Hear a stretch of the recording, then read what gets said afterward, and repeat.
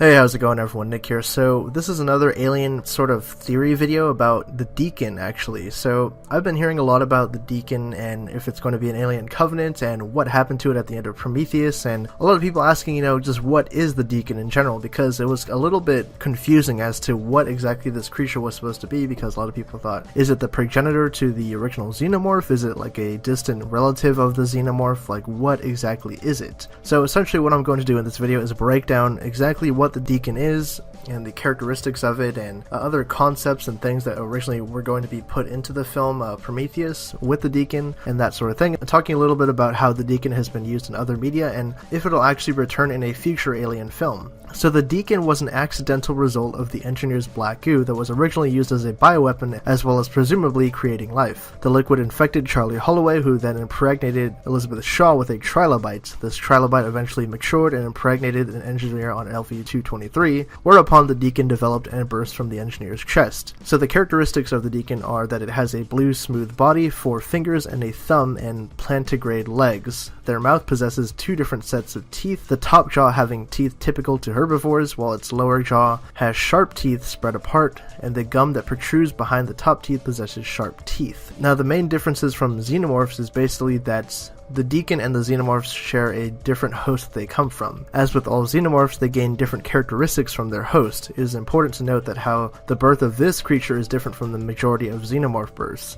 It is born with arms and legs, while most other xenomorphs born of humanoid hosts lack legs and arms before maturing. Instead of having a second inner jaw like the xenomorph, the Deacon has a single set of prostutable jaws more akin to that of a goblin shark, where the upper jaw can unhinge and move forwards. The Deacon also lacks any biomechanical features, being nearly completely smooth with the exception of some ribs showing. Unlike most xenomorph chestbursters encountered by humans, the Deacon used the sharp back of the end of its head to tear its way out of its host. Now this is where I'm going to talk about the confusion as to whether or not the Deacon is intended to be a xenomorph type or not. So this confusion was largely brought upon by the major script revisions that were made on Prometheus during development of the movie. Originally there were actually going to be, classic xenomorphs in Prometheus, and also the production team that worked on that film occasionally referring to the creature as a proto-xenomorph. However, evidence suggests that is not the case. The Deacon is not supposed to be a xenomorph breed or even the progenitor to the xenomorph race.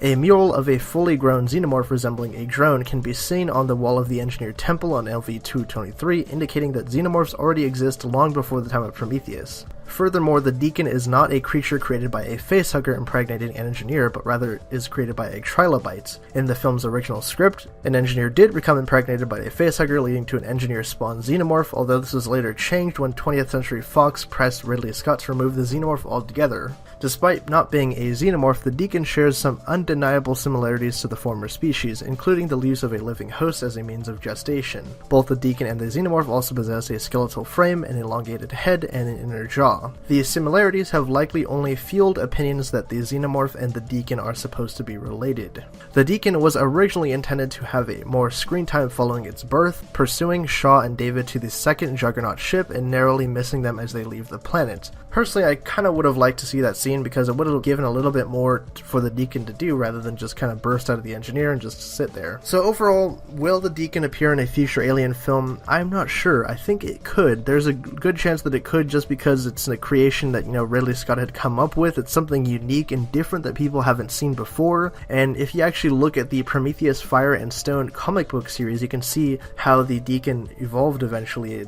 fully grown into an adult Deacon. It looks pretty different. It's got that shark-like head that I stated in the video with the different kind of teeth and everything. It doesn't have a tail, so it's unique enough to where I think it would be pretty cool to actually feature this creature type in a movie. What movie that would be, I don't know. We can't really tell at this point because they have an idea of where they're going with, Alien Covenant and then those sequels, but I for one would personally like to see the Deacon return in a future movie, especially an adult Deacon, so we can see how that one is more different than the xenomorph type that we know. So anyways, leave your thoughts down in the comment section below. Obviously we're getting Alien Covenant in May this year, and we're going to get some new alien types called the Neomorphs, which are white translucent, but would you like to see the Deacon return in a future alien movie? Because I know a lot of people did like the design for this creature and just the uniqueness that it had. So anyways, be sure to leave all your thoughts down in the comment section below. Also, if you guys are new to the channel and you like this video, subscribe for more Alien and Predator videos here at the Hybrid Network, because we cover all of the latest news, theories, and trailer breakdowns. My name is Nick, and I'll catch you guys next time.